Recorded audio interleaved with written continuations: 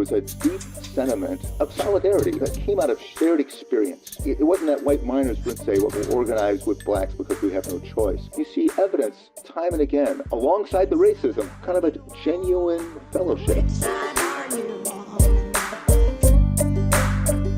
Daniel Letwin is an associate professor of history at Penn State University, where he specializes in labor, race relations, and the American South. He is author of The Challenge of Interracial Unionism, Alabama Coal Miners from 1878 to 1921. He's also our next guest. Dan, welcome to the program.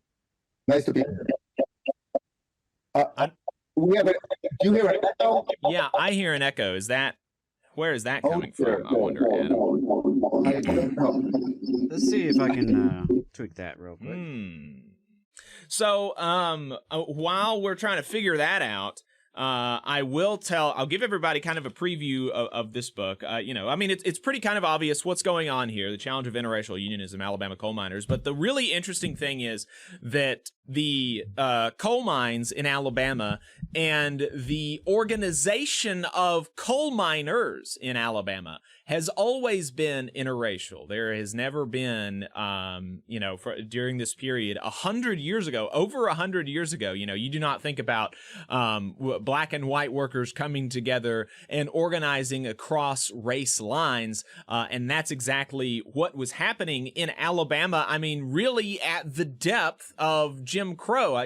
One of the things that Letwin takes pains to mention and kind of illustrate is that while Alabama was rewriting our Constitution in 1901, the really revanchist and racist, explicitly white supremacist Alabama Constitution that was written in 1901 by the Redeemers after they came into power after the end of Reconstruction.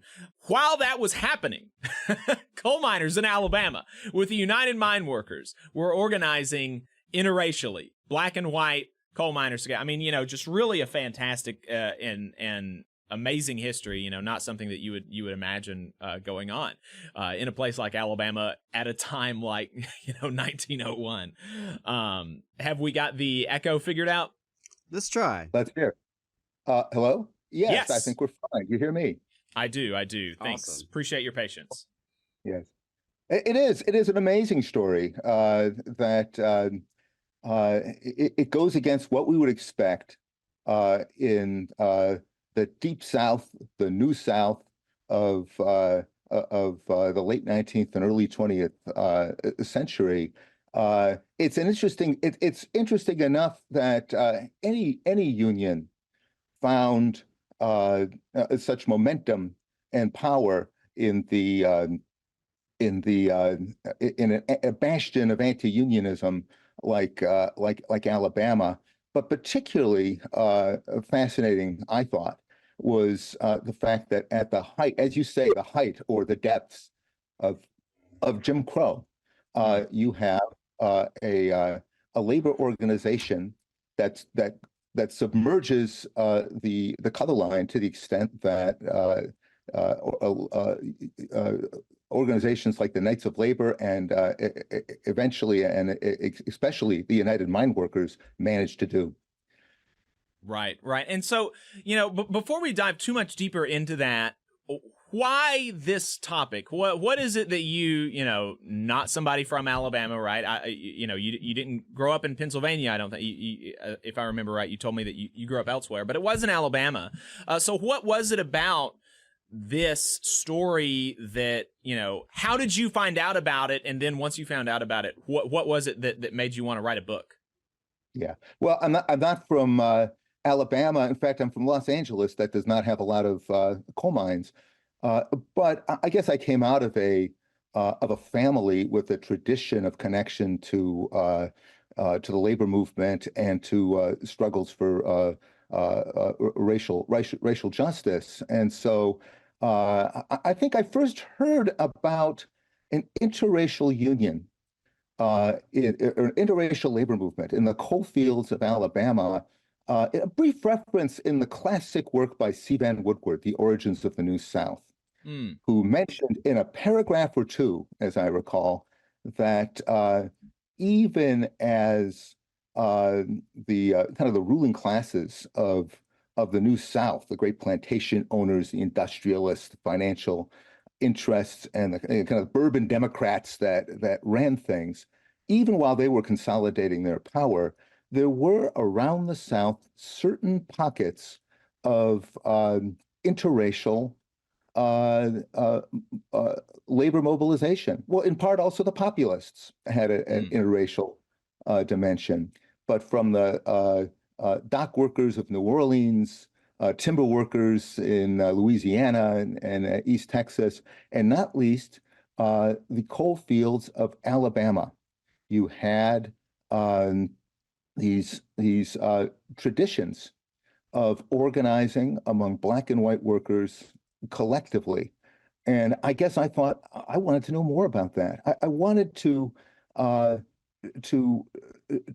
understand how an enterprise like the United Mine Workers managed as well as it did, and there were great limits in what it was able to accomplish, how it managed in a Jim Crow region to organize a union comprised almost equally, as the coal fields were themselves comprised almost equally of Black and white miners, and how did they contest and kind of negotiate the pressures brought by segregation, disfranchisement, and just kind of the racial hostility and separation that permeated their world. And so, the like you said, I mean, that's something that I think for a lot of people, even potentially folks that are not as interested and in this kind of stuff like we are, of course that we're union members from Alabama, we're kind of ideological about the thing, you're kind of ideological about the thing, but I think even normal people, right? I think even normal people, this is kind of an interesting story, and so let's talk about that. Give us what is your overall, give us the broad strokes of the Alabama coal miners, and their various organizations. Actually, it was primarily the United Mine Workers, but there were precursors to that in the Greenback Labor Party and the Knights of Labor. Broad strokes, the Alabama Mine Workers, and their adventures in interracial unionism during this time period. And just a reminder, we're talking to Daniel Letwin, associate professor of history at Penn State, the author of Alabama Coal Miners: The Challenge of Interracial Unionism. Yeah. Well, a bit of background: Birmingham does not exist until after the Civil War, and so it's founded it's established in an old cornfield in 1871, and it's called Birmingham by the kind of the planners of it, because there's a sense that now the time is ripe to develop the coal and iron deposits and perhaps build a coal, iron, and steel rival to Pittsburgh in the South. It never attains that status. But especially after starting in the late 1870s, you have the rise of coal mining in the district surrounding Birmingham, and coming to the coal fields to work are white miners, largely out of coal fields to the north, some from Britain, other coal fields, some coming off of more local rural areas, and many Black African Americans, again, largely coming out of the agricultural districts of Alabama and elsewhere. And so one thing that means is that from the very outset, approximately half the miners in the coal fields in the 1870s and growing into the 1880s and beyond, approximately half are white and half are Black. What that means is that unlike in some other industries where African Americans enter the labor force as intruders on a white terrain, as white workers see it. There never is. The coal fields of Alabama never are a white terrain. It's always, for various reasons, mixed from the beginning. And what that means is that as workers in the era of the Greenbackers and then the Knights of Labor and the turbulent period of the 80s and then into the 1890s and beyond, if you're going to organize a challenge to the exploitations and the dictatorial practices of the coal operators, you have a choice to make. Are you going to organize only with, are whites going to only organize as white miners and exclude African Americans or not? Are African Americans going to throw in their lot with white miners, or are they going to steer clear? And there were, of course, some miners who may have felt that way, but the prevailing sentiment was that the only way that miners could effectively challenge the operators was to organize across the color line. So, in part, it was a very pragmatic decision, and we want to be careful not to romanticize. To say that black and white miners organized collectively is not to say that the Knights of Labor or the UMW was conceived as a civil rights organization, and certainly not to say that it was uninfected by by white supremacist feelings among the white miners. There's plenty of racism, of course, in the coal fields. But there was an understanding that white miners didn't have the power, they didn't have the ability, as white workers sometimes did in other industries, to kind of say, we decide who works here. They didn't have power over who got jobs. They didn't have the power to exclude African Americans. And that is a part of the foundation for organizing collectively. And, you said that in large part it was pragmatic, and I think there are some stories that you retell in your book that hint at least some amount of real, genuine, progressive fellow feeling type of stuff between these black and white coal miners. But certainly there was an explicitly pragmatic element there.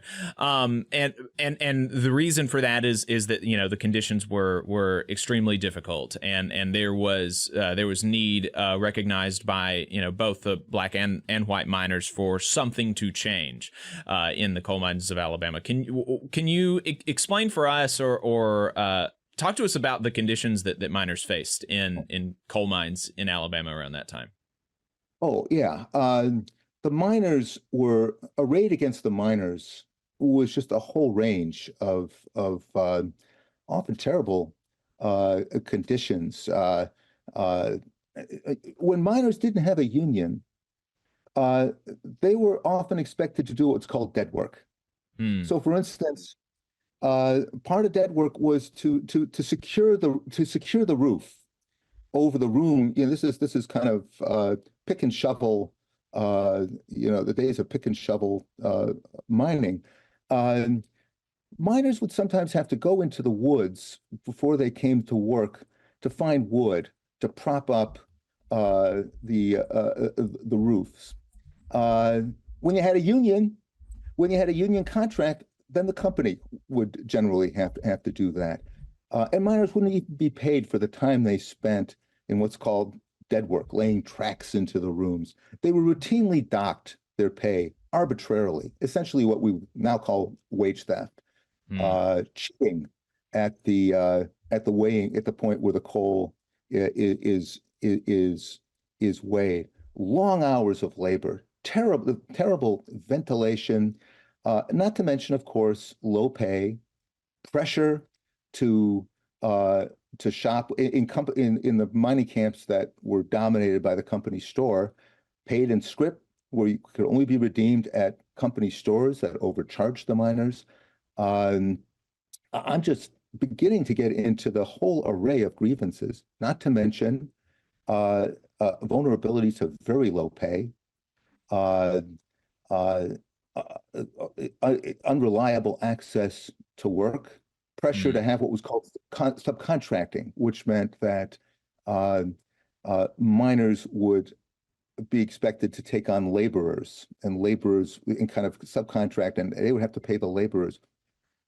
That violated a deep tradition of coal miners everywhere around much of the world, of mutuality, of the idea that what the miners tended to want was to work on a buddy system, right, where two miners work together, or perhaps the father trained the son. With a fair turn, everyone had an equal access to a coal car. These traditions of interdependency that for our safety and for our dignity and for our autonomy, we need to work together. And that's where it was often said that everyone, at the end of the day, everyone came out of the coal mines black, covered with coal dust, which physically is true, but also that was it had a symbolic meaning that while the coal miners did not, blacks and whites did not intermarry, they didn't live in the same neighborhoods, they didn't, above ground, they didn't worship in the same churches, they lived in this kind of segregated world, but underground, they needed each other. There was a deep sentiment of solidarity that came out of shared experience, and so that's why I think you're right, that it wasn't just pragmatic. It wasn't that white miners, for instance, are holding their noses and say, okay, we'll organize with blacks because we have no choice.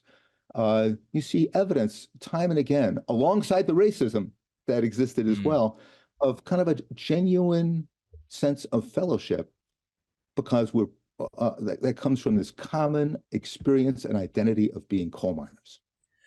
Hey, 5 seconds, just wanted to say that this is only possible because of our donors. If you want to see more of this, then consider donating yourself at tvlr.fm/donate.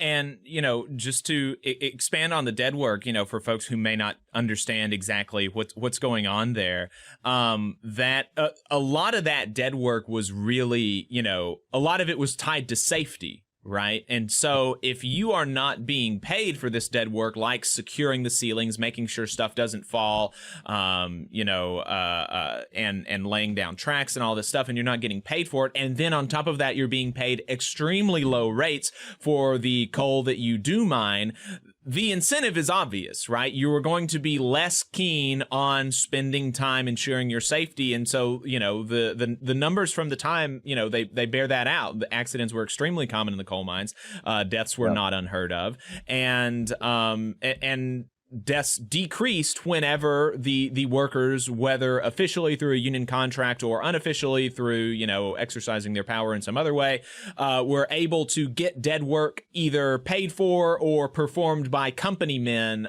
who were paid by the company in a different way. Deaths decreased when things like that happened. Right.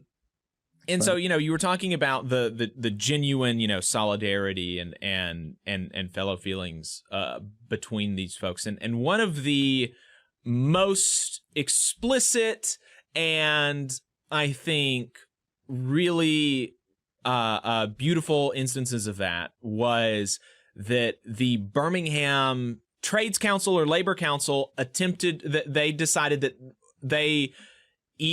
they would not allow black union members in their hall, or they would not accept black unions, something like that. Can you explain the situation and the United Mine Workers' response to that? Yeah, the Birmingham Labor Council, I believe it was called. This was in 1901. That the Birmingham Labor Council just kind of issued its own decree that only black people would have access to the hall where they worked, and the UMW said no. They challenged them and forced the Labor Council to back down. I mentioned it's 1901 because that's also the year where the Alabama state constitution was amended to disfranchise African Americans. So that means it kind of it's the coincidence. I think it's just weeks apart that this happened. It's not to say, by the way, that the UMW over this period kind of launched an unrestrained assault on Jim Crow. In fact, the union throughout the 90s and into the new century structured its interracial practices in a very careful way. So, for instance, District 20, the Alabama district, then as now, of the UMW, the president, by a kind of an understood arrangement, the president would always be white, the vice president would be black, the secretary treasurer white, the executive council would be kind of arranged, kind of as a quota, something like 5 white members, 3 black members, and these positions were kind of appointed, themselves by committees. So there's one time at a meeting of the district where I believe a black delegate said, "Why don't we change the way in which officials are selected so they're not selected by indirectly, kind of like the founding fathers did with Congress, indirect election filters." But that they be elected directly by the whole membership. And the president, the white president, said, "We can't do that because that could mean that we'll have a black president. And if we have a black president, we're screwed." I mean, in this climate. And then a black leader, it might have been the vice president, sort of gets up and affirms that. He says, "No, we can't have, total popular election because we might wind up with a black president." It's very poignant, but I think it reflects an understanding that in order to have breathing space, it's already remarkable that in this period that there was enough breathing space for a union that included blacks and whites in any way. The fact that could happen in this period was amazing, but there's a sense we can't push things too far. They were always at pains to say, we're not pushing for social equality. We're not pushing for we're not pushing for the right to vote for African Americans. Now, in some measure, that it may have been because that might have been a bridge too far for many of the white members. But I think also it was an understanding that we are going to subject ourselves to such an onslaught of repression, of even heightened repression beyond what we already face in the public, if we are seen as a civil rights enterprise. Right. And it really is amazing how, I can just almost hear the conversations that are not recorded that these people are having amongst themselves outside of the meeting rooms, or the thoughts that are going through their minds as they're trying to walk this tightrope. Because, at the same time, right, they can't allow black presidents, but they have a black vice president. And so the idea that in 1901, you're going to have a black person who is, in effect and de facto and de jure over, right, 90, a bunch of all of the white rank and file members, that in and of itself, right, that's huge. And but then they're like, we can't go too far. But then also having effectively a quota system to ensure that there are black minors on the executive council. That is, and then the routine denunciations of social equality, and then at the same time, some of those denunciations were really, they were wording things very carefully, right? And I just thought of that now, and I wish I had pulled the quote. I'm not sure if you can if you can remember it off the top of your head, but I'm thinking of one where they wrote a letter in one of the labor newspapers. Officially, the thing that they wanted people to take away was they were denouncing social equality, but there were some hints at that,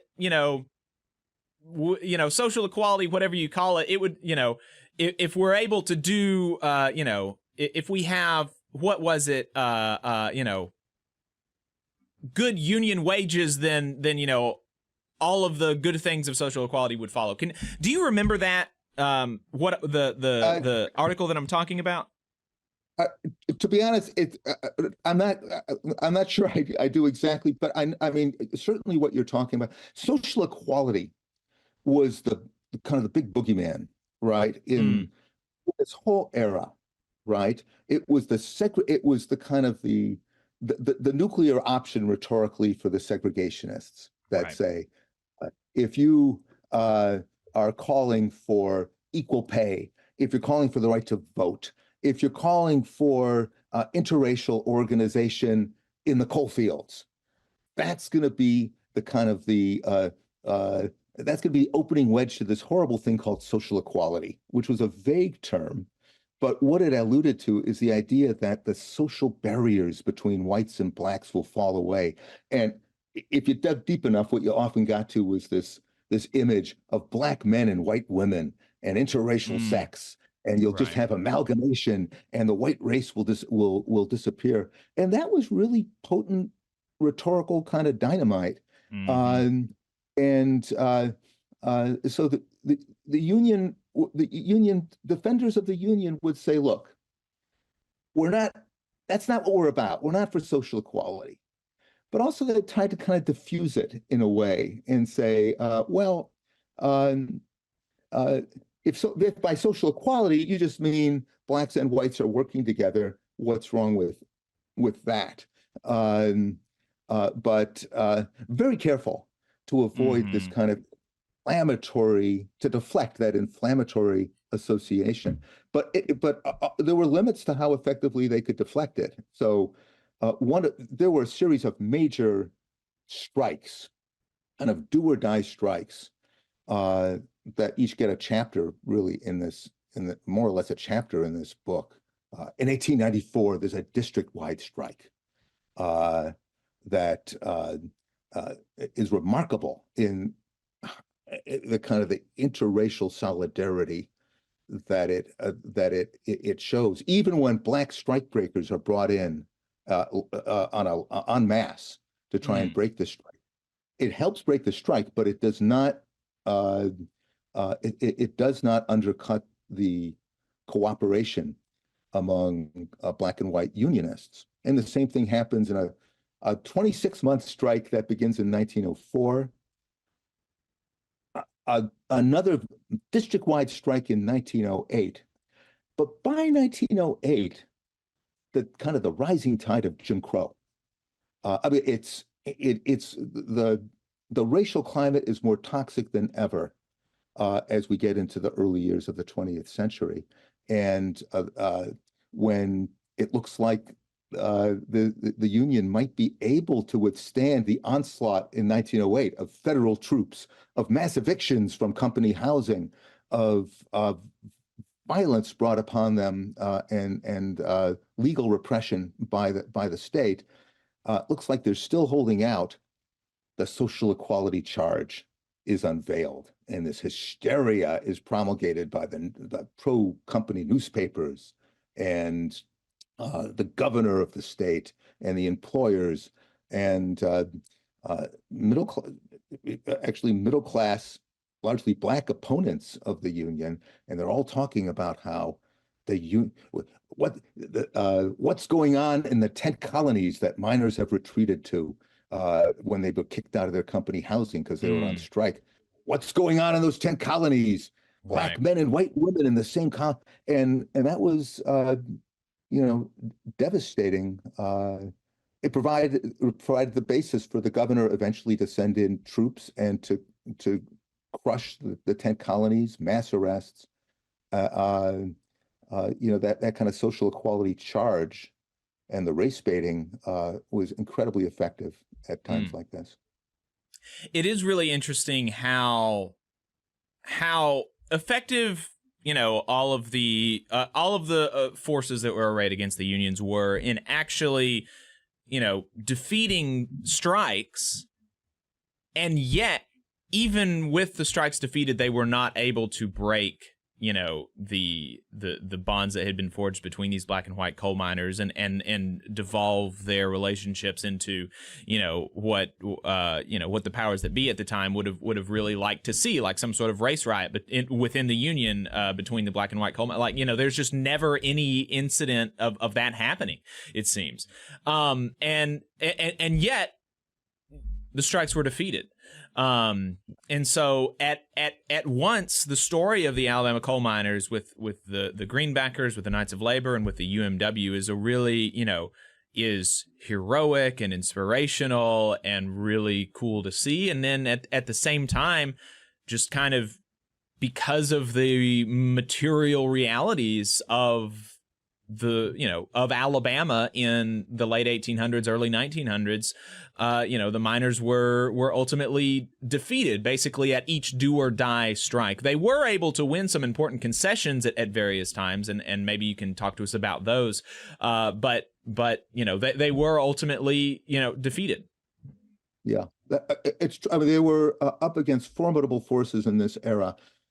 They did have certain the miners' unions did have certain cards to play.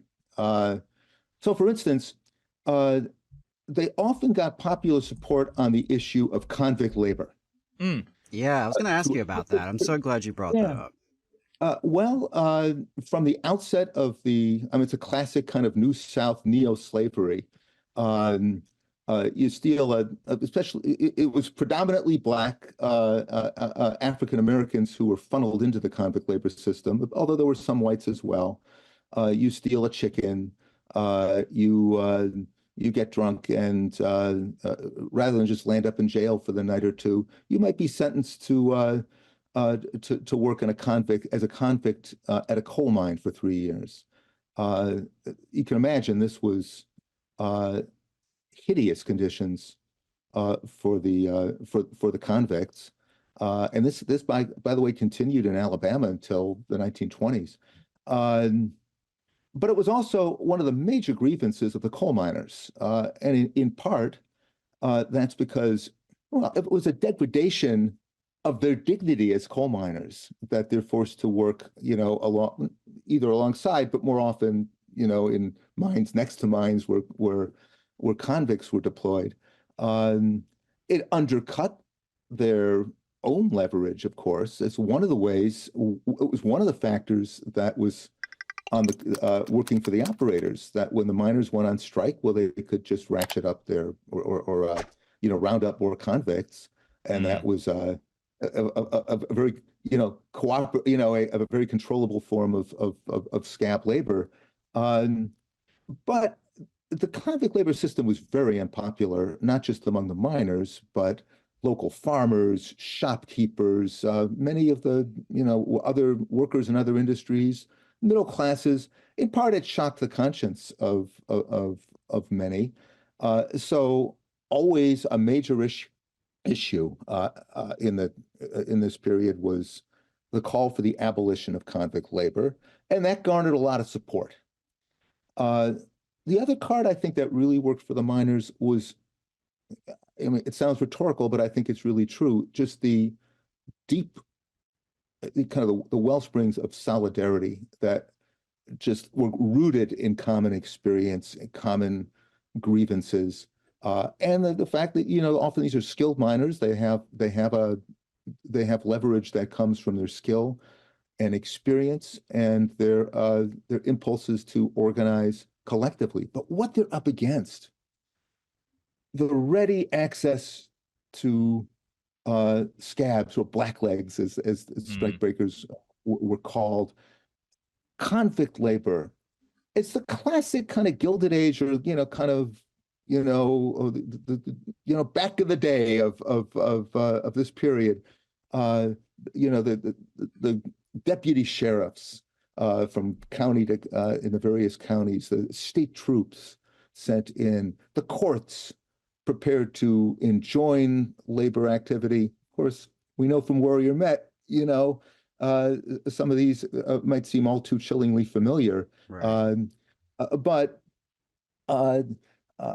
the you know, the financial powers, local government, the what we now call the media, the main papers, virulently anti-union. That said, as you point out, there were moments where sometimes at local, you know, not district-wide, but at one company or another, workers could go on strike with real effect and win. In the years immediately surrounding the turn of the century, so from around 1898 to 1903 or so, the major coal companies, some of them connected with iron and steel, began to work with the union, with the UMW, negotiated contracts, and that was kind of reflecting a trend that was happening around the country, a kind of a sense that maybe we can stabilize labor relations by negotiating contracts.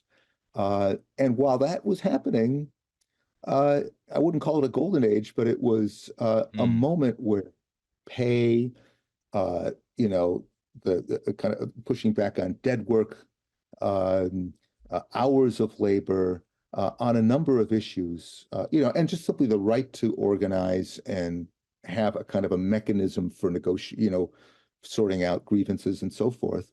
For a handful of years, that became the new normal in the coal fields. But for various reasons, by around 1903 or 1904, again, reflecting a kind of a broader national trend, there was an open shop drive, passing legislation that was anti-boycott in Alabama, and the operators chose to rid themselves of the unions, and that combined with the fact that the racial atmosphere of the South and of Alabama were becoming more toxic than ever,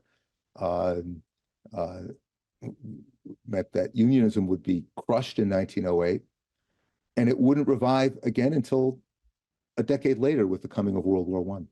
Right. And the you know, and the repression that the unions faced was not just, you know, that they brought in scabs or you know, I mean, people were actually, you know, murdered by the state and by company thugs. And one of the things that I found most interesting, it was, you know, certainly not the most repressive or anything like that, but having grown up in a very evangelical household and, you know, listening to conservative radio, you know, I heard all the time concerns about the church being shut down by the government because the preacher's not willing to do gay marriages, right?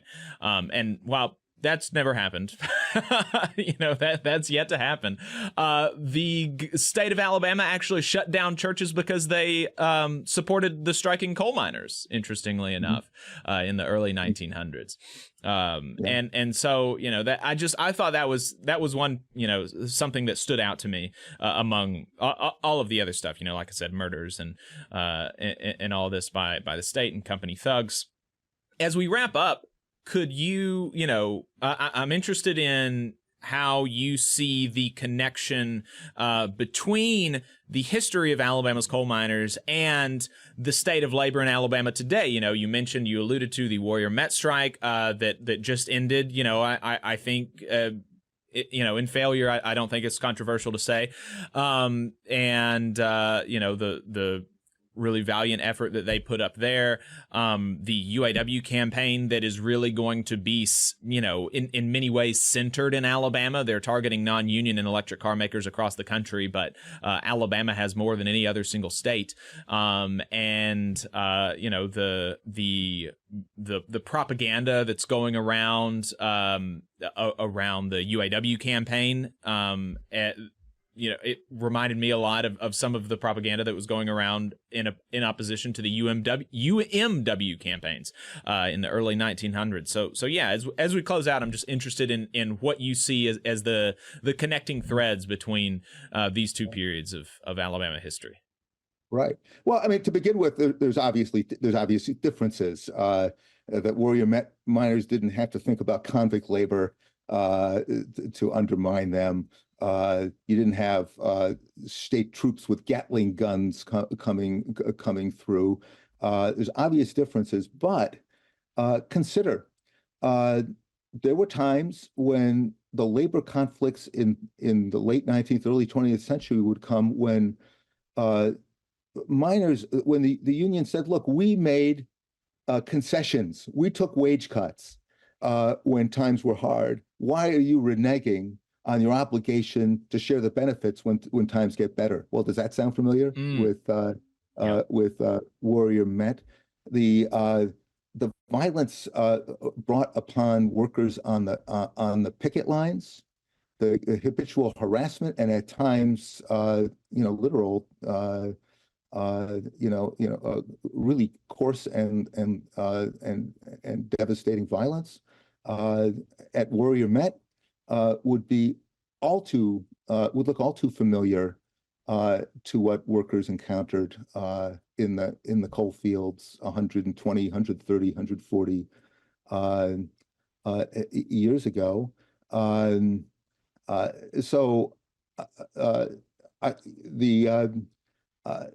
think there was a resilience for some time, from what I understand at Warrior Met, of the passion and solidarity among the strikers. But I also know that there was demoralization, and it's hard to sustain a 21-month strike.